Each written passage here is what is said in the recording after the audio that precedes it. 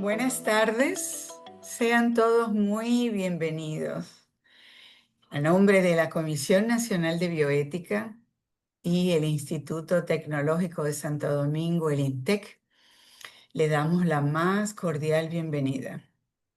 De nuevo, alegrándonos que nos acompañan y que han aceptado esta invitación como cada mes una reflexión bioética.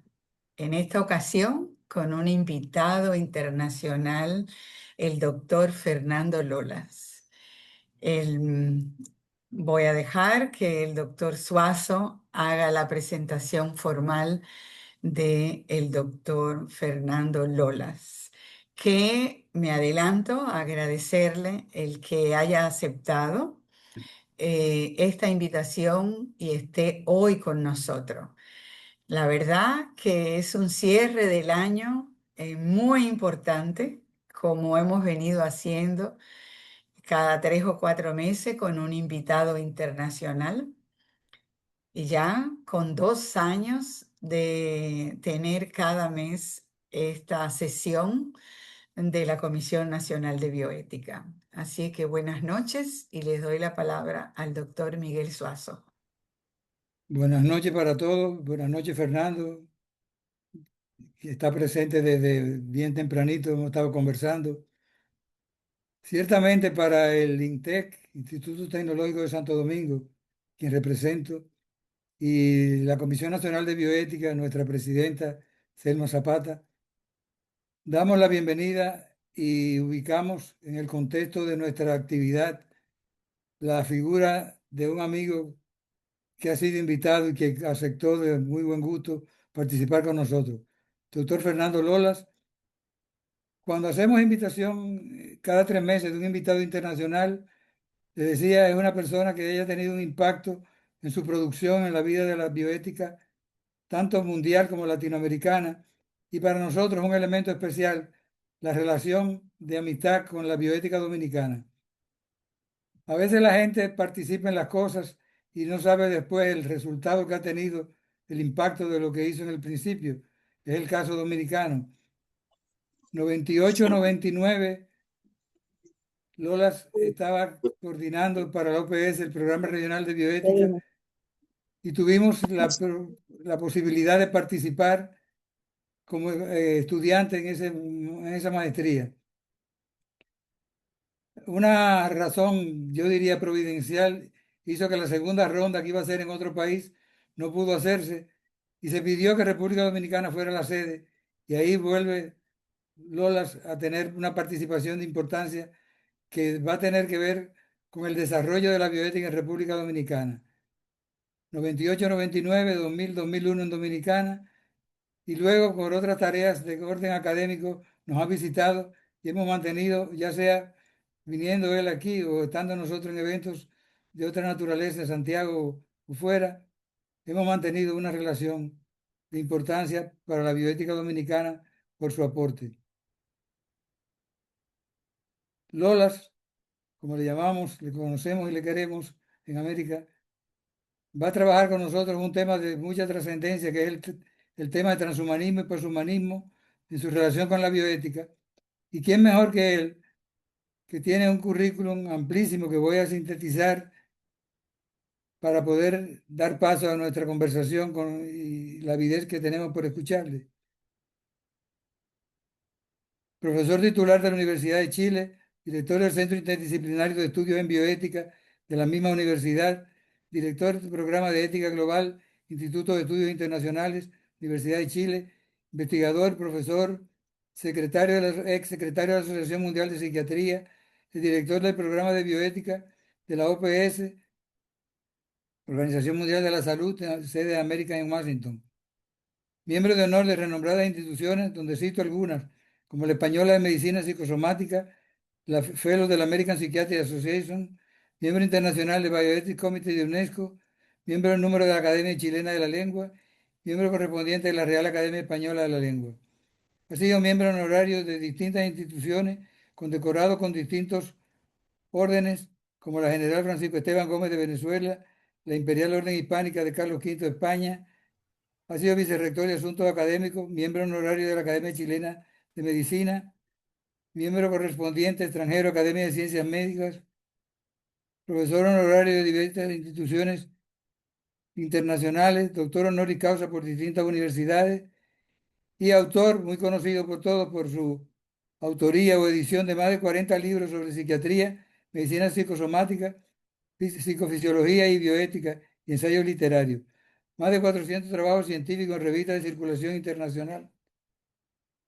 Cito algunos títulos de sus principales obras: Introducción histórica a la psicología fisiológica, Ensayos sobre ciencia y sociedad, Psicofisiología de la personalidad, Más allá del cuerpo, Bioética y antropología médica, Bioética y medicina, Fundamentos de una antropología bioética, Notas de diario vivir, Temas de bioética, Fundamentos para una antropología bioética en portugués, Dimensiones éticas para la investigación médica, Perspectivas en bioética, por solo citar algunas, para mostrar a quienes le conocen la producción y por qué digo que tiene un impacto en la bioética mundial y latinoamericana, y por qué la relación con República Dominicana para nosotros la tomamos muy en cuenta, el crecimiento que hemos tenido a partir de esa fecha, en que la bioética era un desconocido para el país y para la República Dominicana, y nuestro primer contacto entra con nuestro querido y recordado siempre amigo fenecido, Andrés Peralta, que fue el primero que contactó con Chile,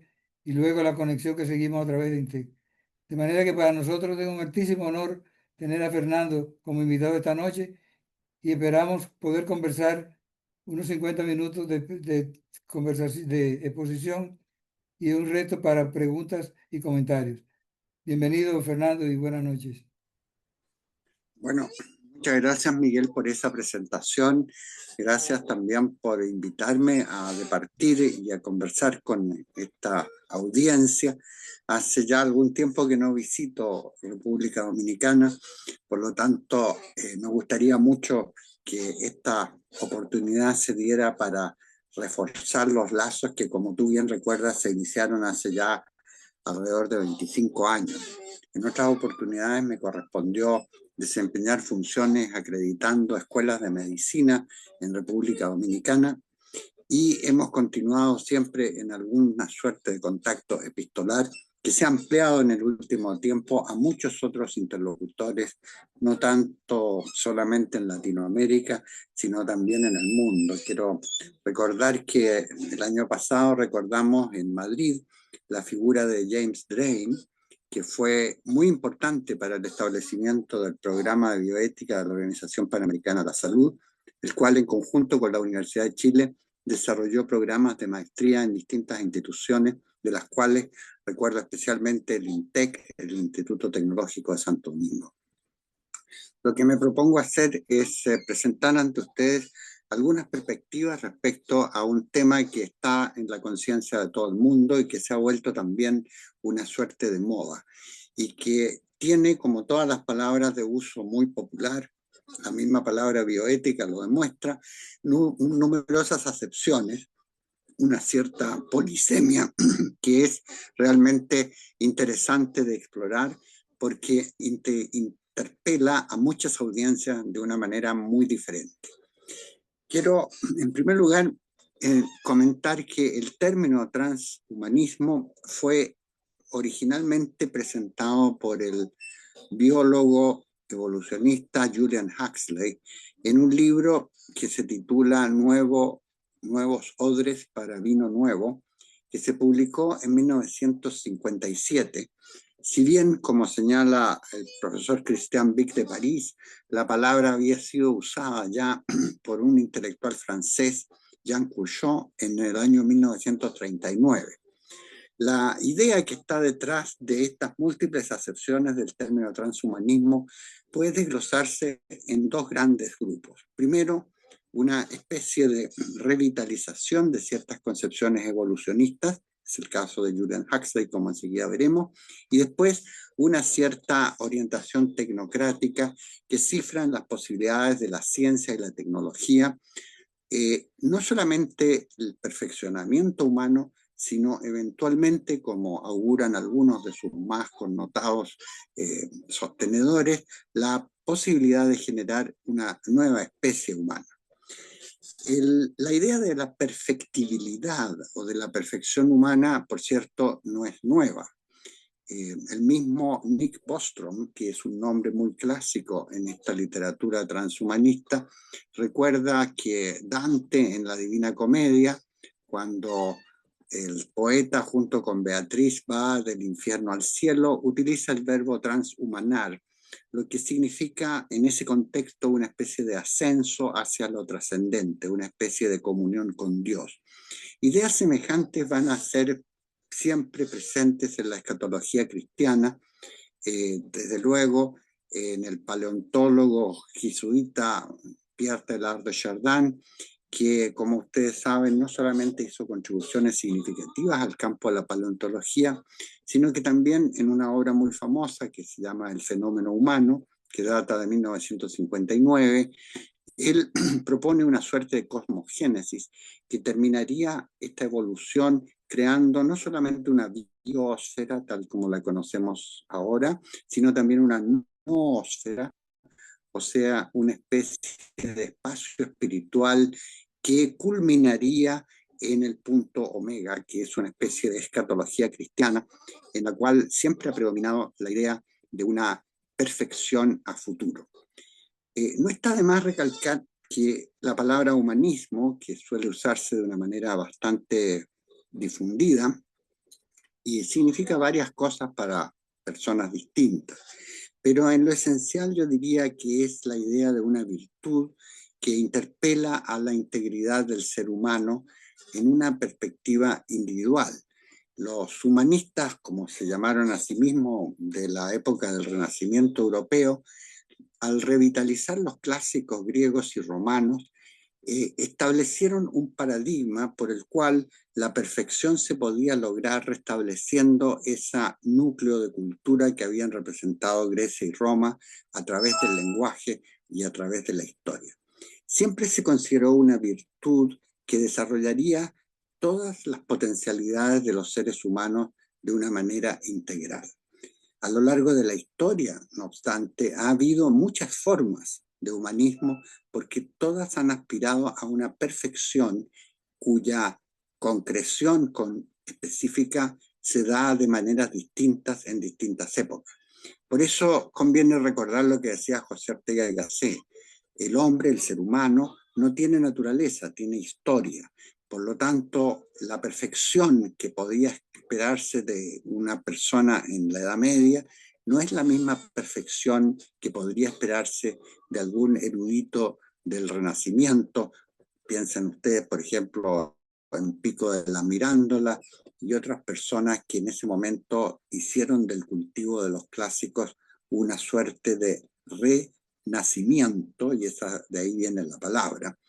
Y después con la época de la Ilustración, particularmente hay dos formas de ilustración. Hay una ilustración laica que está representada de manera ejemplar por los enciclopedistas franceses, y yo siempre cito a Jean Leron d'Alembert, que junto con Diderot fue uno de los editores, por así decir, de la gran enciclopedia que se publicó en 13 volúmenes entre 1750 y 1765. Y en ese discurso preliminar de la gran enciclopedia, Jean Leron d'Alembert, recordando a Francis Bacon, recordando a René Descartes, recordando a Locke, dice que la ciencia y el cultivo de las artes mecánicas y de las artes liberales va a llevar a una perfección del ser humano.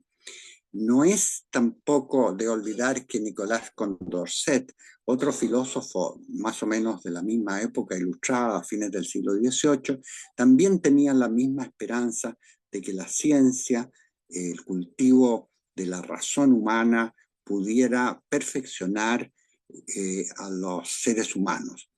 Esto se liga también con una antigua tradición cristiana que es la tradición gnóstica.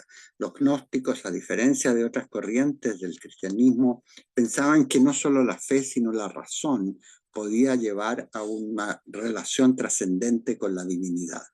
Por lo tanto, esta idea de que existe la posibilidad de un perfeccionamiento humano, ya sea por vía de un mejoramiento biológico o ya sea por vía de la conquistas de la ciencia y la tecnología es notablemente antigua.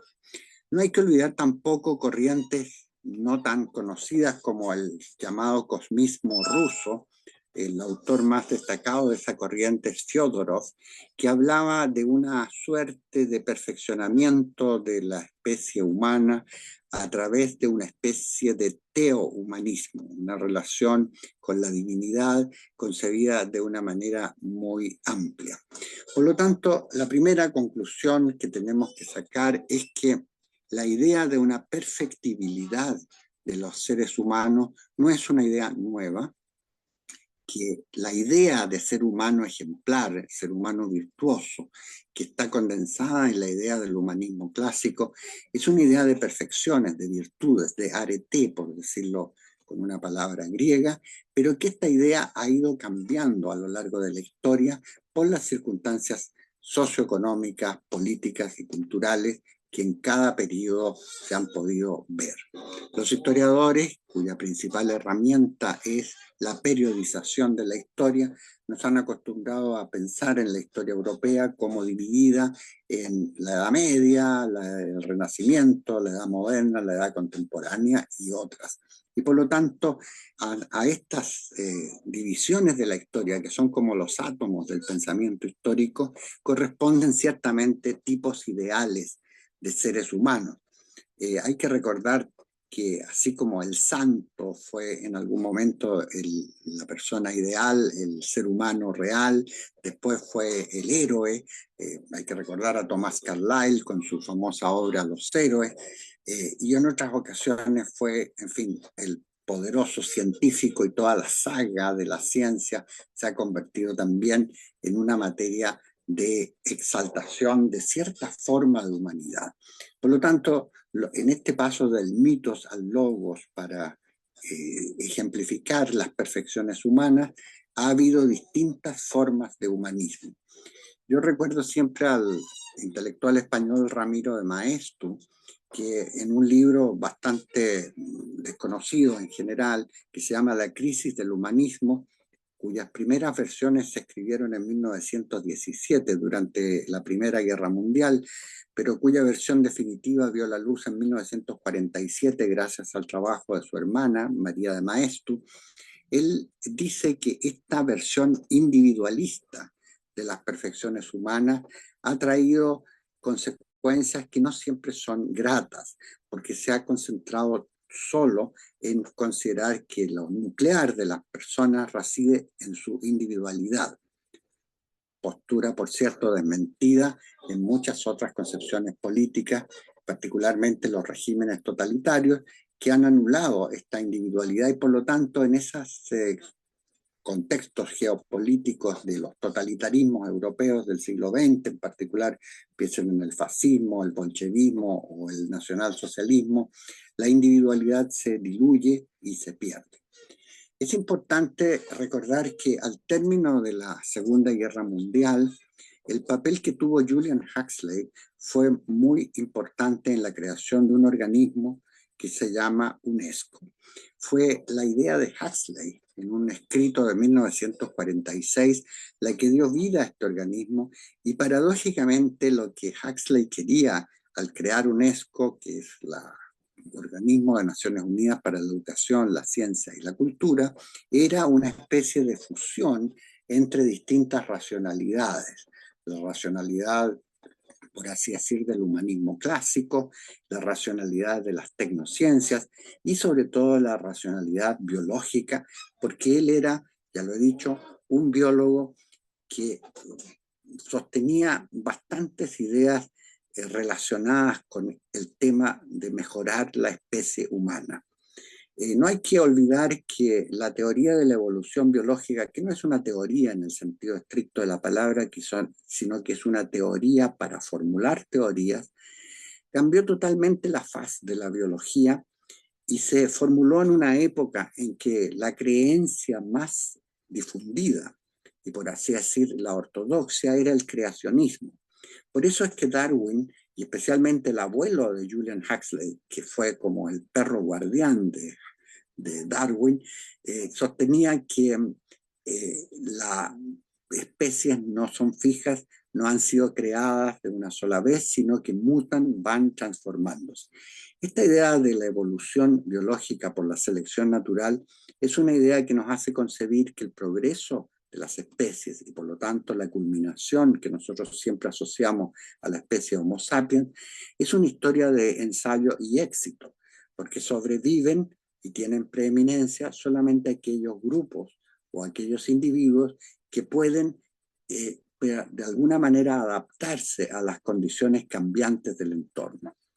No muy lejos de esta idea general está la idea que nació más o menos simultáneamente de la eugenesia, que la propugnó originalmente un primo de Carlos Darwin, que era Francis Galton.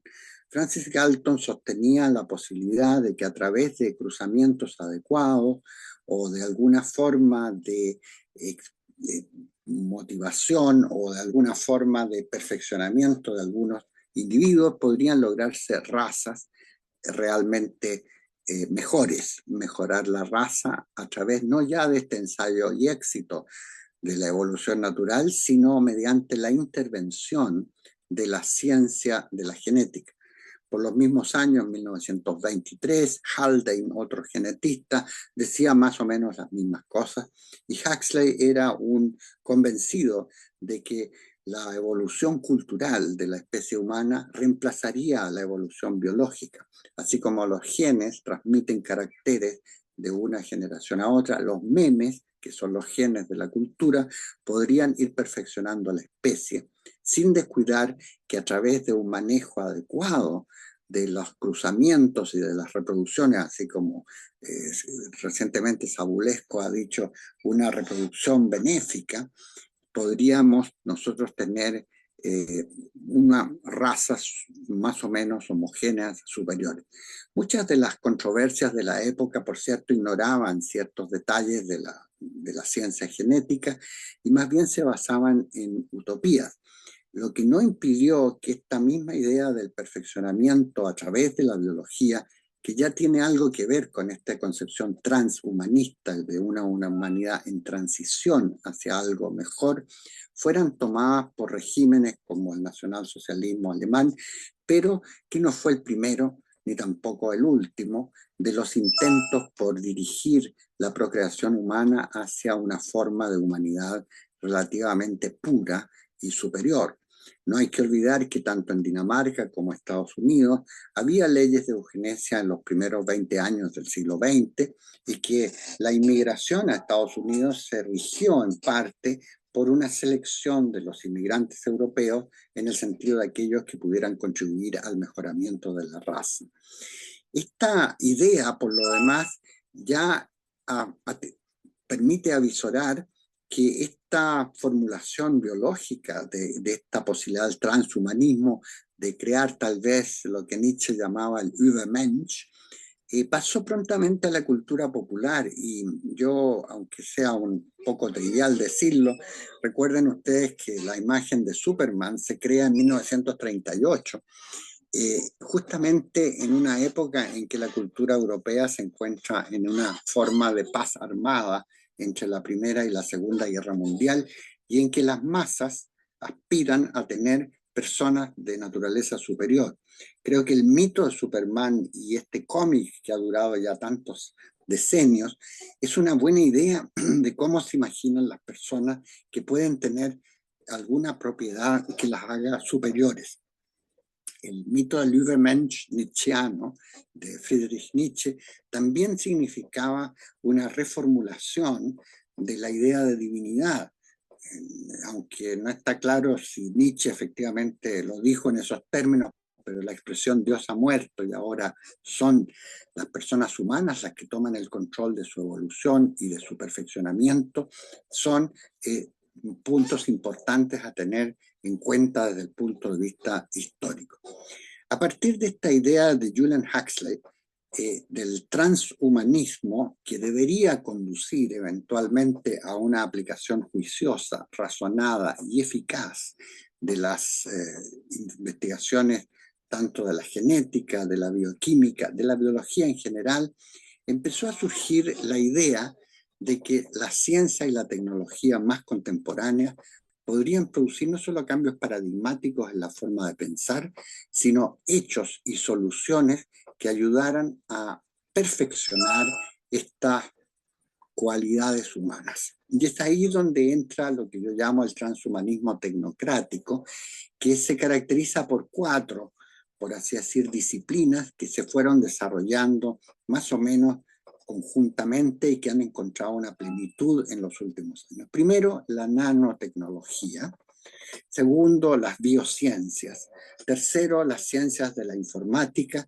Y cuarto, las ciencias cognitivas. N, B y C son las siglas clásicas de esta tetralogía, por así decir, de disciplinas que podrían perfeccionar tremendamente la especie humana.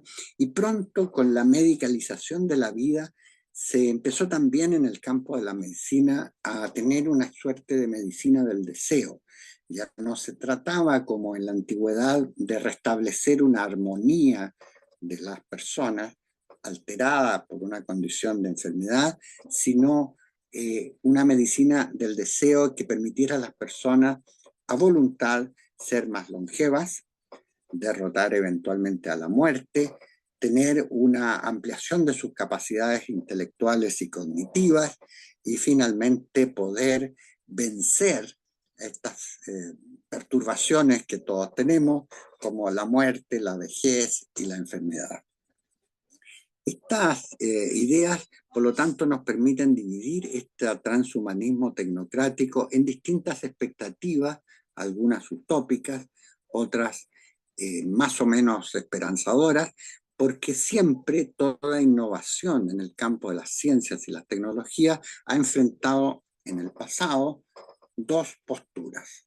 Por una parte, la postura de aquellos que las temen, porque sospechan que puede conducir a resultados negativos. Por lo tanto, son bioconservadores o personas que se aterrorizan ante las innovaciones. Por otra parte, existen aquellos que son tecno-optimistas y que piensan que la ciencia y la tecnología bien dirigidas expandirían un beneficio universal que llegaría a todos los seres humanos. Anecdóticamente, quiero recordar solamente que cuando se inventó la imprenta, que es sin duda una de las invenciones más significativas en la cultura humana de Occidente, no solamente fue celebrada positivamente por algunos, sino que también muchos la consideraron un invento particularmente perjudicial. En la obra de teatro Fuente Ovejuna, que sin duda muchos de ustedes conocen, existe un pasaje, un diálogo en que un labriego reflexiona junto con un licenciado por Salamanca, o sea, una persona de letras, y esta persona de letras de Salamanca le dice la imprenta, o sea, la letra escrita, impresa y reproducida, es peligrosa porque no solamente va a difundir verdades, también ha difundido y va a difundir mentiras y va a difundir errores. No olvidar que la Reforma Protestante, encabezada por personas como Lutero, Calvino, Zwingli, Hughes, se basó fundamentalmente en la posibilidad de reproducir los textos sagrados y hacer que las personas tuvieran acceso directo a ellos en las lenguas vulgares.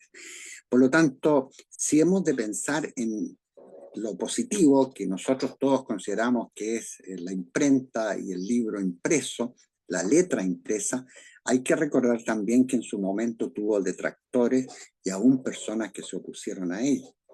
No voy a citar otros ejemplos como la electricidad, como el ferrocarril, como el avión, todas innovaciones tecnológicas recibidas con entusiasmo por algunos, con mucho miedo por otras personas. Esta doble fase, esta fase jánica de la innovación tecnológica, es una cosa que debe tenerse presente al considerar algunas de las ideas transhumanistas que en el momento circulan de una manera muy profusa y que han constituido, diría yo, casi para algunos sectores una especie de secta. Y vamos a ver algunas de las expectativas que el ideario transhumanista, sobre todo incluso a través de una universidad como la que hizo Kurzweil en Silicon Valley, la Universidad de la Singularidad, presentan la hipótesis de que vamos a poder derrotar a la muerte. La muerte de la muerte se llama un libro famoso de Alexandre Laurent, que de alguna manera, como también dice Nick Bostrom, la muerte del futuro, cuando logremos superar estas deficiencias biológicas que nos acompañan, va a ser voluntaria. Yo voy a querer solamente morirme cuando lo desee, porque la inmortalidad absoluta, esa que describe Simone de Beauvoir en esa novela clásica, Todos los hombres son mortales, sería más bien horrorosa, porque una persona que no muere no tiene ningún incentivo para realizar nada en su vida. Además, la acompaña siempre el luto de ver morir a todas las personas que ha querido en su vida. Van cambiando las épocas. La novela es muy gráfica en ese sentido. Esto también tiene que ver, y por eso el proyecto se llama así, con la epopeya de Gilgamesh, una epopeya mesopotámica, babilónica, que supone que la inmortalidad va a ser una posibilidad humana.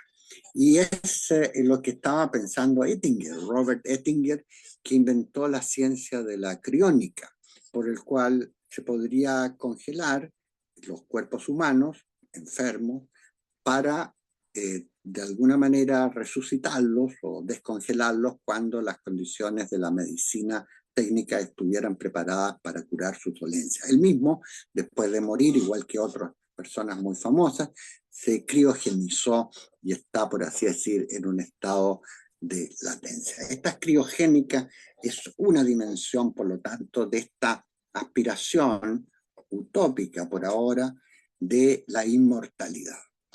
La otra aspiración es, por así decir, la posibilidad del mejoramiento humano, no solamente en un sentido físico, sino también en un sentido cognitivo e intelectual. Y aquí Julian Huxley tuvo, por así decir, la inspiración bastante directa de su hermano Aldous Huxley, que en esa novela Brave New World, que se ha traducido como Un Mundo Feliz, desarrolla la tesis de una sustancia que primero llama soma y en un libro posterior va a llamar moksha, que permite a las personas no solamente estados de bienestar excelentes, sino una superación de sus capacidades cognitivas, que también Huxley fue responsable, Aldous me refiero, de la expansión de la psicofarmacología a través de un libro muy famoso que hizo que se llama Las puertas de la percepción, donde describe sus experimentos con las sustancias psicodélicas y con las sustancias que pudieran aumentar la creatividad y la percepción. Él experimentó con la mescalina, pero después hubo otras personas que tomaron la sustancia artificial, el LSD, para tener esas mismas expectativas. Aldous Huxley, el hermano novelista del biólogo Julian Huxley, fue muy entusiasta con la idea de que la farmacología iba a permitir este enhancement, esta mejora de las capacidades humanas a unos puntos inimaginables. Él saludó con mucho entusiasmo, y por eso lo invitaban a los congresos de psiquiatría, la aparición de los primeros tranquilizantes, como el meprobamato, por ejemplo, que fue el primer tranquilizante que se lanzó al mercado con el nombre de Miltown, porque Huxley tenía la esperanza de esta mejora farmacológica de las personas, de tal manera que ya no hablamos de una medicina curativa o restablecedora, sino de una medicina mejoradora, de una medicina perfeccionadora, que podríamos bien llamar postmedicina, porque ya la finalidad no es la misma de restablecer una presunta armonía o equilibrio en el cuerpo o en la mente, sino de una manera muy cercana a una contracultura, mediante una disrupción creativa, generar unos poderes extraordinarios en las capacidades. Esta expectativa está muy difundida a partir especialmente de las sustancias psicotrópicas que se emplean frecuentemente para mejorar los rendimientos intelectuales. Y todos conocemos que durante las guerras, por ejemplo, se han usado durante la Segunda Guerra Mundial, los soldados alemanes recibían frecuentemente el Pervitin, que era una anfetamina, para tener una mayor claridad y poder resistir más el cansancio de los campos de batalla. Y hoy día, qué decir del modafinilo, del metilfenidato y de otras sustancias, el Adderall, por ejemplo, que supuestamente no solamente van a permitirnos estar mejor, sino que también van a engrandecer en buena medida las capacidades intelectuales. Esta idea del enhancement también se extiende a la posibilidad de, mediante estimulaciones adecuadas eléctricas del cerebro, poder mejorar la cognición, la memoria y los rendimientos intelectuales de todo tipo. Esta expectativa no es tan alejada de la realidad porque efectivamente estas sustancias pueden tener un efecto positivo, pero no hay que olvidar, y esta es la primera consideración ética que puede tener el transhumanismo tecnocrático, que nunca van a estar disponibles para todo el mundo.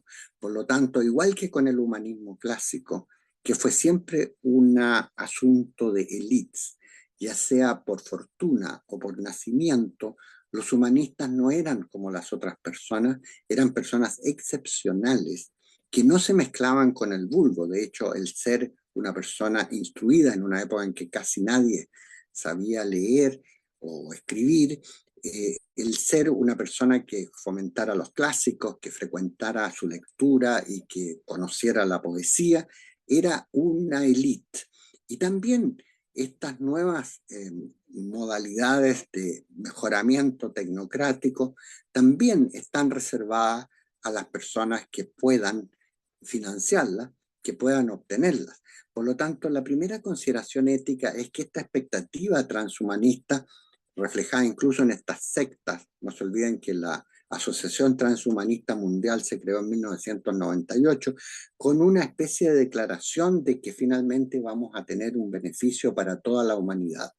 Desde el punto de vista ético, lo mismo que ocurre con el caso del doping en el deporte, estos mejoramientos, tanto farmacológicos como eléctricos, como el de estimulación eléctrica, no van a estar accesibles a todas las personas y nos tendríamos que preguntar si nosotros tuviéramos una cantidad limitada de estas posibilidades de mejoría humana, ¿quiénes las van a recibir?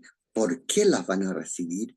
Y si vamos a crear una especie de elite o de casta que, como tenemos actualmente, va a generar más inequidades, que son, como ustedes saben, desigualdades injustas y posibles de remediar, que esta expectativa de una especie de felicidad universal.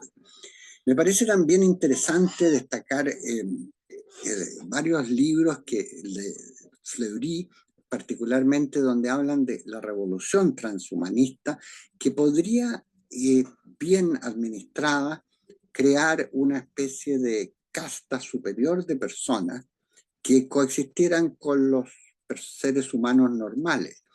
Es la misma idea que todos sabemos que en algún momento la especie sapiens coexistió con Neandertal y finalmente los Neandertal desaparecieron porque los sapiens, particularmente Cromañón en aquella época, pudieron superar todas las demandas y desafíos que les imponía un ambiente siempre cambiante. Por lo tanto, la primera consideración de naturaleza ética se refiere a cómo se obtiene el conocimiento, cómo se usa el conocimiento y cómo se transfiere el conocimiento obtenido en un área a otra. Para la obtención del conocimiento, que es nuestra forma más tradicional de reflexionar, nosotros tenemos que el conocimiento no es solo información. El conocimiento es la articulación significativa y socialmente útil de las informaciones. Por lo tanto, una de las grandes crisis que tenemos hoy día en el trabajo científico es que lamentablemente no se confía universalmente en los científicos debido a que estas nuevas herramientas, los Large Language Models y otros, nos hacen pensar que la creatividad individual puede estar siendo adulterada o incluso que la reflexión pueda ser reemplazada, inaugurando una suerte de edad de la pereza, en que los estudiantes ya no escriben, ni siquiera saben lo que ChatGPT, DeepSeek o alguna otra herramienta está generando para ellos. Por lo tanto, otro problema ético es la generación del conocimiento, cómo cautelarla, cómo hacerla que mantenga una vinculación con valores trascendentales de las personas y del ser humano. Después, la otra consideración, el otro entorno ético en relación al conocimiento, no es solo cómo se obtiene, sino también cómo se organiza, cómo se presenta. Las narrativas que tenemos de distintas disciplinas científicas, y ya sabemos que en la antigüedad, sobre todo en aquella época de los grandes humanistas que hoy tanto admiramos, no existía la división del trabajo tan acusada como ahora. Por lo tanto, las personas eran al mismo tiempo médicos, filósofos, pintores, teóricos, teólogos. Piensen en una persona como Averroes, que era médico y filósofo, un intérprete eximio de Aristóteles, pero también médico de los sultanes. O piensen en Avicena, o piensen en muchas otras personas, porque la percepción de que no existían los límites disciplinarios, no existía la especialización, que como dice Weber, se ha producido con ella un desencantamiento del mundo, que ya estamos limitados a compartimentos estancos, a personas especialistas, que son por definición los que saben todo de nada. Esa universalidad del uomo universal, que era como el epítome del humanista del Renacimiento, hoy día es muy difícil, y no solamente no es una aspiración de las personas, sino que mientras más especialistas las personas sean, más confiables se vuelven para la opinión pública y para el trabajo entre sus pares. Por lo tanto, esta consideración ética de cómo se genera, cómo se articula el conocimiento, cómo se hacen las narrativas, también tiene que ver con la explosión tecnológica que nos permite hoy día incluso hacerle psicoterapia a un chatbot o tener psicoterapeutas, que por lo demás son muy antiguos en la psicoterapia automática de los años 60, que ya existen programas que de alguna manera simulan respuestas bien sensatas que puede dar un psicoterapeuta a una persona durante una sesión. Los grandes sistemas de lenguaje y ahora los sistemas de lenguajes pequeños, más especializados, así como el DALL, el ChatGPT, un ChatGPT especial para la medicina, permiten suponer o que metafóricamente estas potencialidades algorítmicas remedan cosas como la inteligencia, la cognición, la conciencia y las emociones. Este uso metafórico del lenguaje, la palabra inteligencia artificial viene del año 1956, una famosa conferencia en Dartmouth College, donde alguien por ahí la produjo y se ha quedado con nosotros. Y lo más sorprendente es que no es ni inteligencia en el sentido tradicional del término, ni tampoco es artificial, porque todos los sistemas algorítmicos deben ser alimentados con grandes masas de datos, en cuyo trabajo de alimentación trabajan personas en muchas partes del mundo de manera anónima y muy mal pagada. La reciente compra que hace Netflix, probablemente de Warner Brothers, va a permitir que alimenten sus algoritmos con toda la producción fílmica de esa famosa productora de Hollywood. Y muchas de las quejas que ha habido por parte de empresas tan interesantes como el New York Times no se preocupan solamente de que estas cosas funcionen bien o mal, sino de la robo de la propiedad intelectual de textos almacenados en esta noósfera de la Internet, que son, por así decir, inmortales. Lo mismo la música.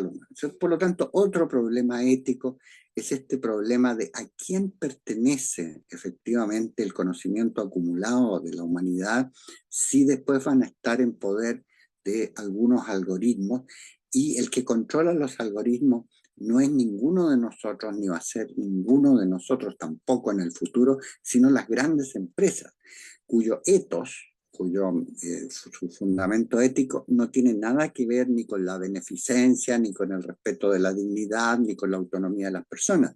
Tiene que ver con otros valores tan legítimos como estos que acabo de mostrar, pero tal vez menos sublimes, que son el lucro, que son el poder fijar a las personas, fidelizarlas, acabamos de ver la noticia que en Australia se les prohíbe el uso de plataformas a los menores de 16 años porque se ha evidenciado que tal vez perturba su desarrollo intelectual y también su desarrollo emocional.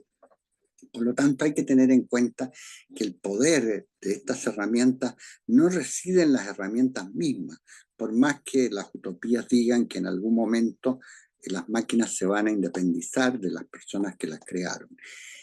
Hay un libro muy clásico de Norbert Wiener, el creador de la cibernética, que es la precursora, por así decir, de este sintagma tan poco afortunado que llamamos inteligencia artificial. La cibernética en época de Norbert Wiener era la ciencia del control y la comunicación en los sistemas automáticos. Entonces Wiener, en un libro muy clásico que se llama God and Golem, Golem es este demiurgo de la mitología hebraica, que es una especie de mago, y entonces Norbert Wiener dice, mire, qué bueno que vamos a tener computadores potentes porque estos les vamos a pedir que ganen la guerra. Uno le va a instruir al computador, decir, gane la guerra, y perfecto, pero hay que tener cuidado porque si uno además no le advierte, sin destruir a mi propio país, el problema puede ser que el resultado tan positivo que se podría tener con esta máquina podría ser negativo. Por eso las consideraciones a propósito de las pendientes resbaladizas, del uso malicioso, del poder que está detrás de estas innovaciones, no es el poder sencillo de las máquinas, sino de los que controlan a las máquinas y del tecnocapitalismo, que es en este momento el modo importante por el cual se expresa este ideario transhumanista. Otra fase ética también que hay que tener en cuenta es justamente esa. No solamente hay que poner atención a la creación y la presentación del conocimiento, sino también a su uso. Y todos sabemos que propiamente las innovaciones tecnológicas no son ni buenas ni malas, sino que pueden ponerse al servicio de fines buenos o fines malos. Y que la idea de fines buenos y fines malos va cambiando con el tiempo y va cambiando también según las circunstancias. Para los que inventaron el tanque, que fue una gran innovación tecnológica de la guerra durante la Primera Guerra Mundial, por cierto, era una innovación muy buena, porque permitía derrotar al enemigo, pero a la larga, la evaluación a largo plazo de las innovaciones, particularmente en el ámbito bélico, debe ser tomada en consideración. Otra consideración ética ya tenemos en la generación del conocimiento, en el uso del conocimiento, es en cuanto a la traslación, la traducción del conocimiento.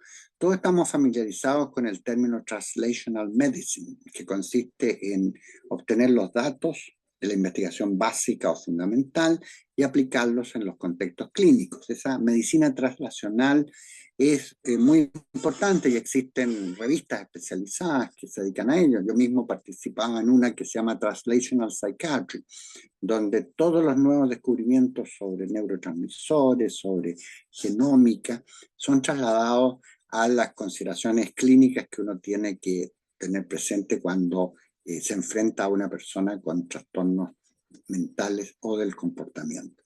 De la misma manera, hay humanidades translacionales. Hay ciertas concepciones que se generan en un ámbito discursivo y que luego se aplican críticamente o no en otros ámbitos discursivos. Entonces aquí lo que importa es tener en cuenta las narrativas que están detrás de este uso de las diversas utilizaciones de los conceptos.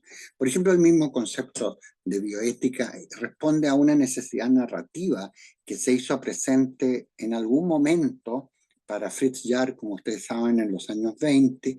La bioética era una suerte de revitalización del kantianismo bajo la forma de un, por así decir, imperativo hipotético de respetar la vida en todas sus formas, en una especie de postura compasiva con la biosfera, con las plantas, con los animales, con el ambiente. Después Potter, en los años 70, más o menos con la misma intención, pero ya desde una perspectiva utilitarista. Observen que la versión de Potter dice una ciencia de la supervivencia, en vez de ser una postura compasiva como la que Fritz Jarr, pastor luterano, al fin de cuentas había tenido al crear la palabra en el año 1927, cuando hablaba del imperativo bioético. Para Potter esto significa una consideración muy utilitarista, de la cual tenemos que hacer buen uso del conocimiento con el fin de que la especie humana sobreviva.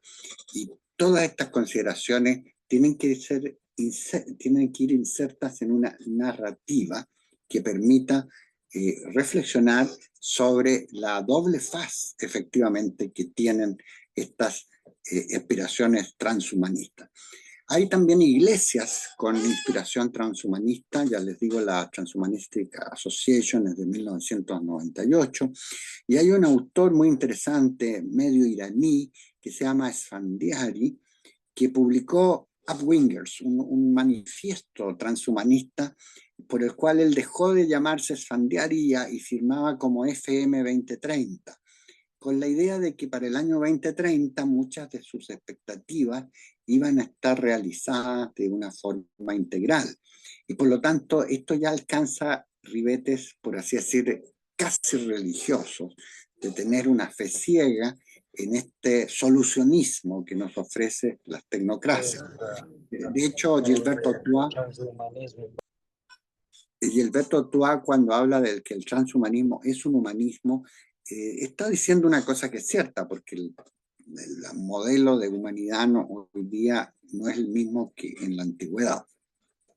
Pero la síntesis que yo quisiera hacer es entre paréntesis, los bioconservadores o los tecnopesimistas como Fukuyama o Sandel en Estados Unidos se oponen a muchas de estas expectativas utópicas, pero los otros responden que es cuestión de tiempo que estas innovaciones tecnológicas y estas narrativas impacten decisivamente en la humanidad.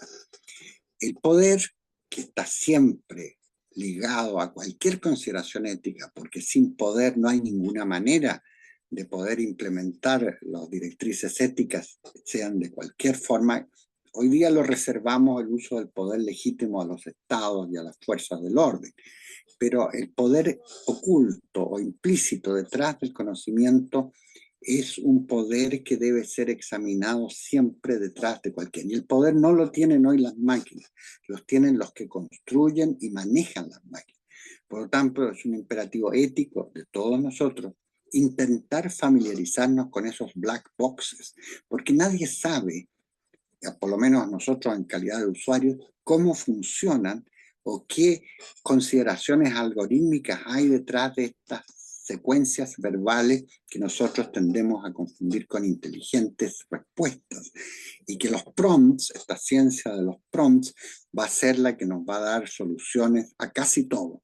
Y el peligro que existe es que precisamente por ganar posibilidades tengamos una especie, ya lo decía, una edad de la pereza, tengamos una especie de sedentarismo intelectual que no nos deje realmente tener esta creatividad. Por eso es que creo que otra reflexión ética importante, aparte de la inequidad que se está ya produciendo, es quién controla a los que controlan. Nullus custodiam, como decían los antiguos, porque hoy día leía recién un espeluznante trabajo que me indicaba que más o menos el 50% de la literatura científica de frontera está hecha por artefactos algorítmicos, llámense DeepSeek, Perplexity, ChatGPT y otros. Y cuando no está hecha íntegramente, los autores dicen que han tenido una pequeña ayuda para reformular mejor sus textos. Por lo tanto, la misma ciencia en este momento está siendo objetada por el uso indiscriminado de algunas de estas herramientas. ¿Y para qué decir la creación de imágenes y videos? Ayer nomás veía yo al presidente Bukele haciendo unas declaraciones impactantes sobre el presidente Maduro, que no las hizo en ningún momento, sino que fueron creadas por alguna herramienta y alguna posibilidad algorítmica. Por lo tanto, hacia el futuro, ¿cuál podría ser la reflexión? Entre los bioconservadores, o por así decir, personas que tienen ven muchos peligros en este desarrollo, y los tecno-optimistas, hay que tener una suerte de bionomía, una especie de regulación que no sea puras prohibiciones. Todas las regulaciones que hemos visto hasta ahora sobre la llamada inteligencia artificial o sobre los algoritmos son prohibiciones, que tiene que ser transparente, que tiene que ser responsable, que tiene que ser en beneficio del bien común, etcétera. Pero para la mayoría de nosotros, esto es indiferente. Como decía ese ministro de Luis XIV, laissez-faire, laissez-passer, le monde va lui-même. Nosotros no vamos a tener una posibilidad de protagonizar, pero tenemos que tener por lo menos una concepción que yo llamo bionomía, más allá de la bioética, es una especie de regla fundamental de cómo gestionar nuestra vida al lado, junto y tal vez debajo de estas innovaciones tecnológicas. El transhumanismo, como su nombre lo indica, es una etapa transicional porque los más optimistas dicen que vamos a tener un posthumanismo, o sea, una nueva especie de personas, de mujeres, hombres o quizás de cyborgs, porque ya hay muchos cyborgs. El caso más clásico es el de Neil Harbison, un individuo que tenía una ceguera a los colores, no podía ver bien y que gracias a una manipulación tecnológica de su cerebro, no solamente pudo ver, sino que pudo ver mejor que cualquier otra persona. Y si ustedes ven la serie televisiva Black Mirror, que ya data de alguna década por lo menos, se dan cuenta cómo la posibilidad de bloquear personas, de meterse en la mente de otras, podrían ser interesantes desarrollos que conferirán poder a quienes los tengan. Por lo tanto, nuestra tarea no es solamente prohibir, no es solamente aceptar, sino, yo podría decir, balancear y sobre todo preocuparnos de que esta transhumanidad que se está, por así decir, gestando en Silicon Valley, esta Universidad de la Singularidad, estas asociaciones transhumanistas que adquieren un rango casi místico, no sean efectivamente destructivas de aquello que nosotros valoramos. Y posiblemente lo que las generaciones futuras van a valorar no va a tener nada que ver con lo que nosotros damos por muy valioso. Y no olvidar, las tecnologías no controlan, las tecnologías son una herramienta en manos de las personas que las diseñan, las usan y las implementan. Te agradezco, Miguel, por la posibilidad de este intercambio de opiniones y quedo a la espera de los enriquecimientos y observaciones que puedan venir de todos ustedes. Muchas gracias. Excelente, muy agradecido de tu participación. Vamos a dar unos minutos de conversación. Si alguno tiene algún comentario o alguna pregunta, este es el momento de hacerlo. Disponemos de unos 15 o 20 minutos. En el chat no tenemos, ¿no? Pero realmente pueden levantar la mano. Ya tenemos una mano levantada. Eh, Togarma, adelante. Realmente estaba aplaudiendo porque después de una conferencia tan magistral, creo que poco, no, ni siquiera nos atreve a hacer preguntas ni comentarios. Sencillamente felicitar y agradecer a Miguel por por este banquete que nos ha podido brindar el doctor Lola.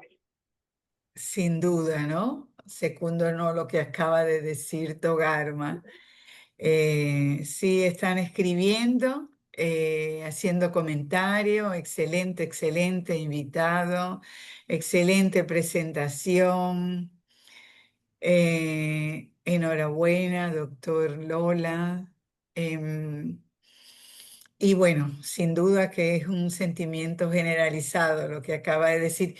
Y sobre todo yo agregaría, porque al tema, yo decía, tengo poca, yo decía, yo no tengo mucha información y lo he sentido como un tema de moda, ¿no? Ya en varias ocasiones me he enfrentado a ella.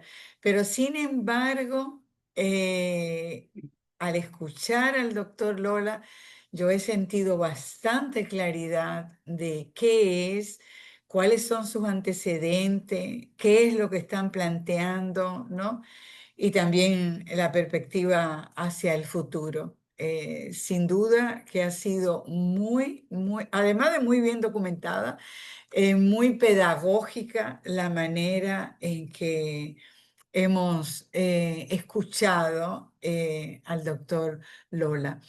Pero bueno, Miguel, no sé si hay otra persona que quiera, por lo menos excelente, o sea, son las frases las palabras que han surgido.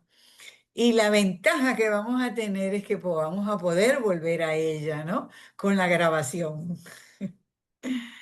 Sí, me interesaría, Selma, introducir un poco con Lolas el tema del poshumanismo, que no quedó para mí con la claridad suficiente con respecto a la idea de lo que plantean que es la desaparición de la especie humana, del transhumanismo que descentraliza del ser humano, de una ética que hemos venido tratando de ser mejores personas a una de ser mejores seres humanos, pero con la tecnología, y la del poshumanismo que plantea la desaparición por la aparición de una nueva especie, no tanto centralizada en la tecnología, sino en el concepto y en la parte más evolutiva.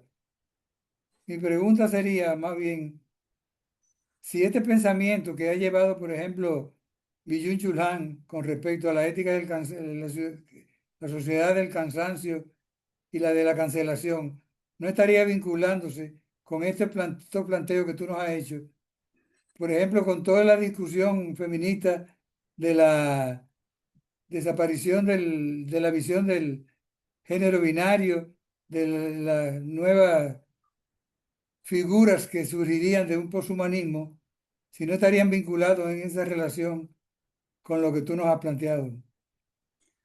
Bueno, la idea de un posthumanismo tiene que dividirse, en mi opinión, en tres. Primero, una nueva especie que pudiéramos lograr, ya dije que la tétrada de las disciplinas son la nanotecnología, que en su momento fue muy revolucionaria, las biociencias, o sea, un uso juicioso de los conceptos de la biología evolutiva, la informática, que es lo que nos ha ocupado más en los últimos par de años con la emergencia cada vez más de 2000, lo que llamamos aplicaciones, en un anglicismo crudo, y la cognición, por así decir, como una posibilidad de trascender los límites de nuestra relación con el conocimiento, ¿no es cierto? O sea, que el conocimiento sea una especie de beneficio adicional que las tecnologías. Ahora, primero podríamos pensar en así como pensaba Julian Huxley, que nosotros ya somos conscientes de nuestra evolución biológica, que como digo es un proceso de ensayo y éxito, porque han sobrevivido solo los organismos que se adaptaron a los entornos cambiantes. Los dinosaurios estaban muy bien adaptados a un cierto ambiente, pero cambió el ambiente y los dinosaurios desaparecieron. Así ha pasado con numerosas especies, eso fue lo que Darwin documentó muy bien en su viaje alrededor del mundo, estuvo en Chile también, enfermo de la enfermedad de Chagas durante un tiempo, y él consideraba que esta selección natural iba a ser como la clave para descifrar los cambios y que todos los cambios que efectivamente perduran, y después Spencer, que era un filósofo, lo puso como la supervivencia del más apto. Esa idea de un posthumanismo biológico está también todavía presente. La gente pensaría que una especie de doping genómico, o sea, que yo pueda alterar el genoma para tener mejores deportistas, para tener mejores científicos, para tener mejores intelectuales, también sería posible. Ya la declaración de UNESCO sobre el genoma humano advierte sobre que, a diferencia del doping químico que se toma un deportista, el doping genético podría no solamente afectar a esa persona, sino a toda su descendencia. Pero el problema que hay es cómo saber cuál va a ser lo más adaptativo o lo mejor en una o dos generaciones. Esa es la parte utópica, o más bien ucrónica, que tiene esta perspectiva, porque todos operamos sobre la base de un ideal de persona humana que sin duda va a ser cambiante. Esa es por una parte el poshumanismo biológico, que no era la expectativa de todos los eugenecistas, los especialistas en eugenesia que hubo, tratar incluso las metáforas médicas de la época del Segundo Reich alemán, no me refiero al nazi, sino al Segundo Reich y a la República de Weimar, todas tenían por objeto más o menos perfeccionar a las personas y hacerlas mejores a través de una adecuada manipulación. Ignoraban probablemente el equilibrio de Hardy Weinberg y otras leyes de la genética que nos hemos dado cuenta que son a veces muy limitantes. Pero la otra forma de posthumanismo, el otro ser humano que puede haber, es el ser humano tecnológico, el cyborg, el cybernetic organism, que por eso yo menciono esa serie de televisión que se llama Black Mirror, porque ahí todas las personas están provistas de unos chips. Yo celebraría que en vez de andar con mi teléfono celular para todas partes, tuviera un chip y unos anteojos que me permitieran inmediatamente ver lo que está ocurriendo en la mente de otras personas. Incidentalmente, esa idea no es nueva. El escritor alemán Ernst Theodor Hoffmann, a comienzos del siglo XIX, 1832, tiene un encuentro bellísimo que se llama Meister Floh. Floh quiere decir pulga en alemán. Y este Meister Floh se mete en la mente de las personas o se instala ahí y les permite una capacidad extraordinaria de ver el cerebro de las otras personas. Piensen, 1830. Y este Meister Floh entonces le permite a los que lo poseen, a los que están con él, ver no solamente el cerebro de las otras personas, sino también adivinar lo que están pensando. Imagínense la posibilidad fabulosa que eso sería.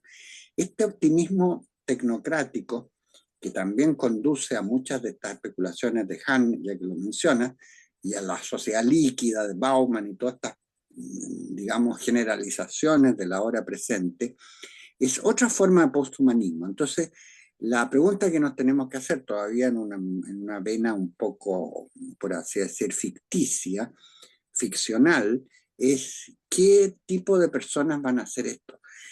¿Van a ser superiores? ¿Van a ser nuestros esclavos? ¿Van a ser mejores?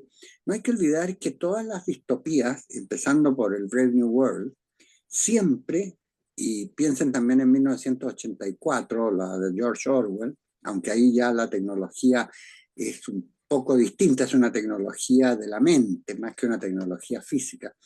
Pero en Huxley, los que pueden tomar el soma son los privilegiados.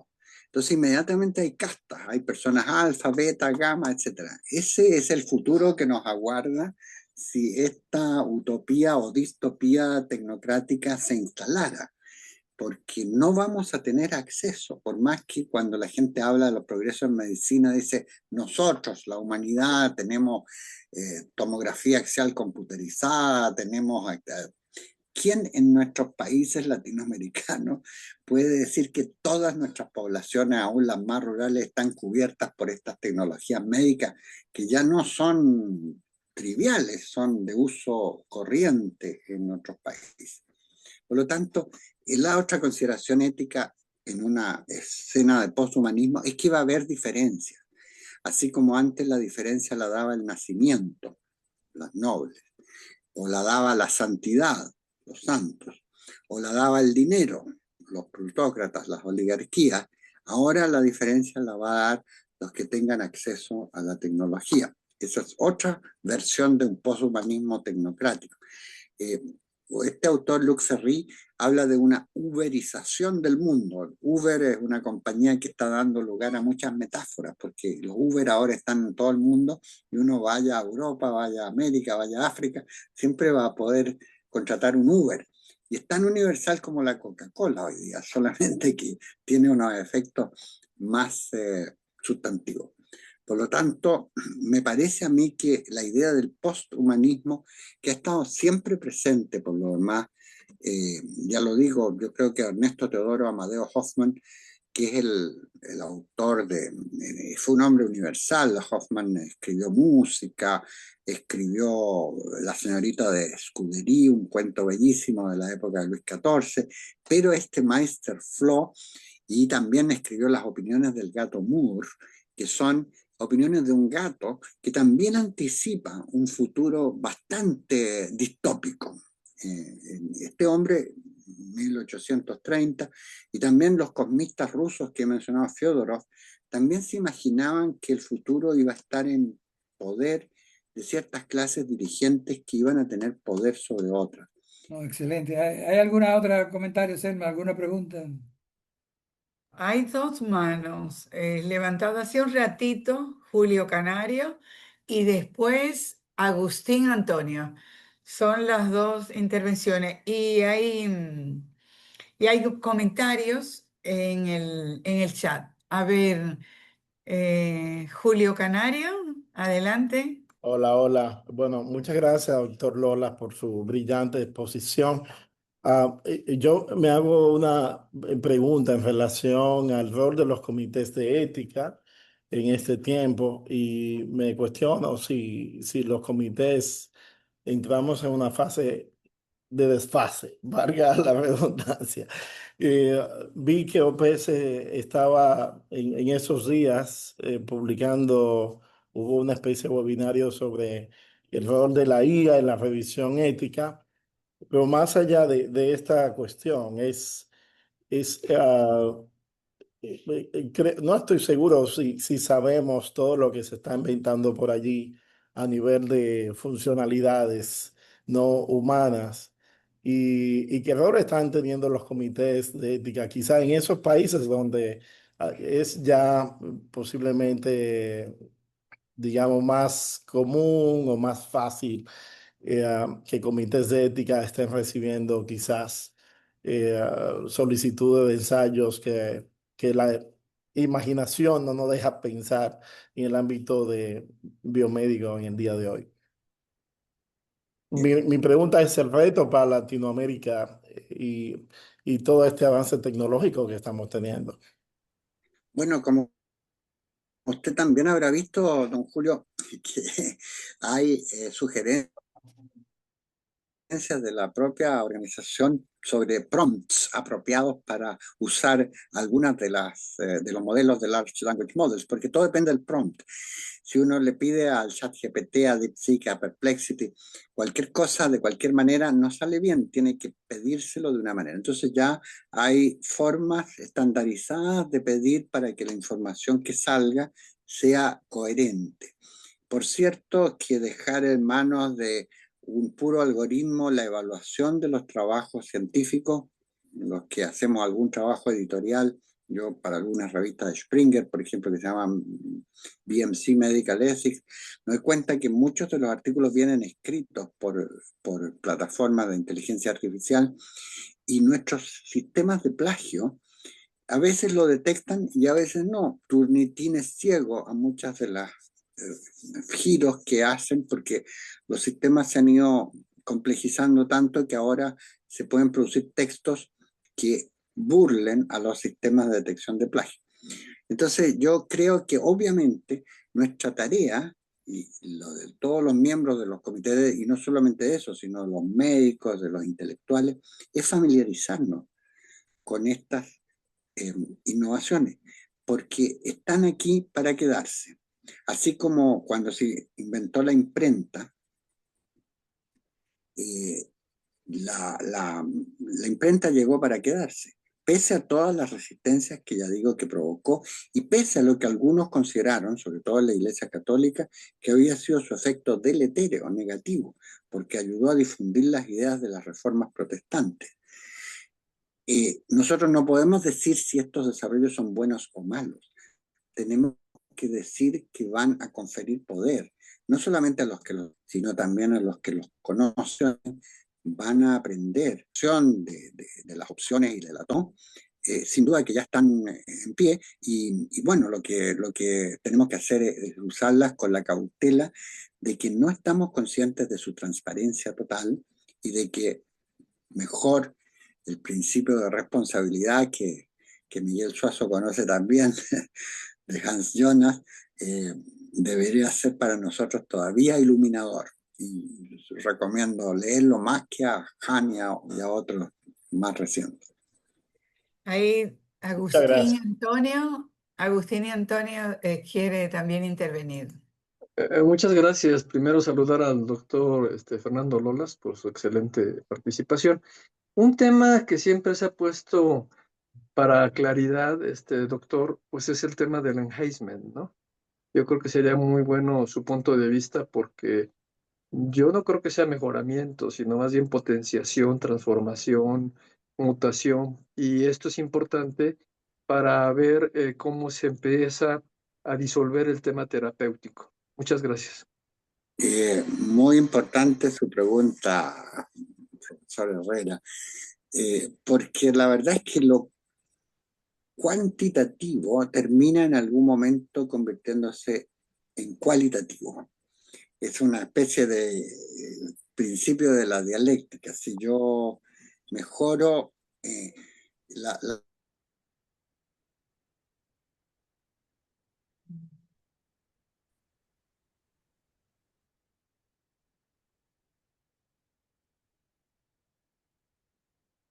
todos necesitamos enhancement, que en inglés tiene ciertas buenas traducciones. Algunos lo han traducido por realce, porque en realidad no sabemos bien qué es lo que se está mejorando. Cuando uno usa alguna droga como el modafinilo, que fue creada, como todos saben, para evitar la somnolencia, para tratar la narcolepsia, y sin embargo los estudiantes la están usando para rendir mejor, y eso crea una especie de discrepancia entre los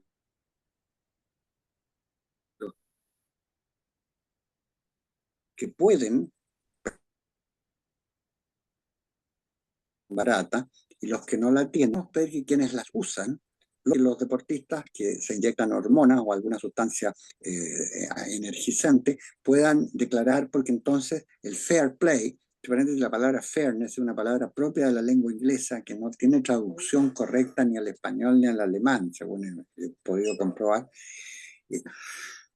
Se trata del fairness y de que las personas que tienen acceso a estos mejoramientos, llamémoslos mejoramientos, porque tampoco sabemos exactamente qué es lo que se mejora. Estudios, voy a poner el ejemplo del modafinilo, que algo conozco. Resulta que todos creíamos que el modafinilo mejoraba las capacidades cognitivas. Perfecto. Yo le decía a los estudiantes, esos que se toman un modafinilo para poderse quedar toda la noche, los pilotos comerciales que lo deben usar para mantenerse despiertos en los largos viajes, los cirujanos que podrían tener que usarlo y tendrían que, como dice Sabulesco, tendrían que tener la obligación de usarlos para no quedarse dormidos en extenuantes trabajos de noche de cirugía. Pero resulta que estudiando mejor los rendimientos de las personas bajo este fármaco, que por lo demás parece ser bastante inocuo y no genera mucha dependencia, descubrieron algunos expertos que no es el rendimiento cognitivo per se el que se mejora, sino la motivación. Por lo tanto, uno con modafinilo no es que tenga más, que pueda sumar más rápidamente 2 más 2, sino que tiene más motivación para trabajar. Por lo tanto, muchas de las cosas que nosotros creemos que están mejorando una cierta capacidad, en realidad lo están haciendo indirectamente a través de otras que valdría la pena explorar. A mí me impresionó mucho saber que el modafinilo, su principal efecto es en la motivación y no en el rendimiento cognitivo, por experimentos que ustedes pueden consultar en la literatura. De tal manera que a mí me parece que esta postmedicina, esta medicina del deseo, esta medicina que hace que las personas sientan que es su derecho a tener acceso a todos los bienes civilizatorios que han visto que en los países científicamente alfabetizados existen, va a hacer que todo nuestro sistema de salud siempre estén al debe. Y siempre los sistemas de salud entran en crisis, ya estén en regímenes comunistas, en regímenes socialistas, en regímenes totalitarios, los sistemas de salud siempre colapsan, porque de salud como de educación nunca se tiene suficiente. El deseo y la esperanza son infinitos. Yo creo que es ahí donde debemos trabajar en el sentido de manejar la esperanza.